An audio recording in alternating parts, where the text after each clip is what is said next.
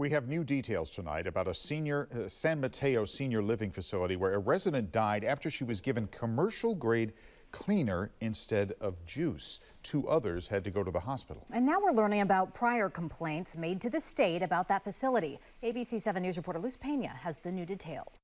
We dug into the latest records from the California Department of Social Services and confirmed Atria Park in San Mateo has been investigated at least 9 times by state officials since 2017, prior to the death of 93-year-old Trudy Maxwell after she was given what Atria described as dishwashing liquid instead of drinking juice. The state received 12 complaints from this facility, some alleging a resident who sustained multiple unexplained injuries while under the care of facility staff failing to give medications as prescribed, staff not meeting residents' medical needs, and not transporting residents to appointments. One of the allegations also accuses Atria of illegally evicting a resident.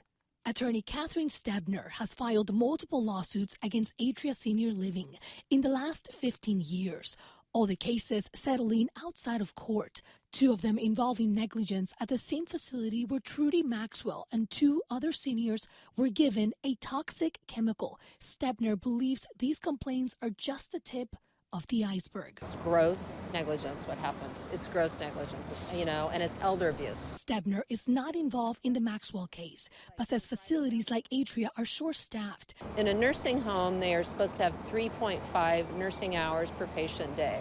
In assisted living like Atria, there are no numbers that people have to set. A complaint investigation report from March of 2021 listed allegations of, quote, this facility lacking sufficient staff to meet resident needs, facility staff not qualified, facility member did not properly assess residents after falling, and didn't treat residents with dignity and respect. In a statement, California Department of Social Services did not confirm if an inspector had been to the facility after the recent incident and said, in part, the department is conducting an investigation and working with local law enforcement. The department cannot comment on ongoing investigations. Stebner believes the state has enough grounds to give Atria more than a fine in this case.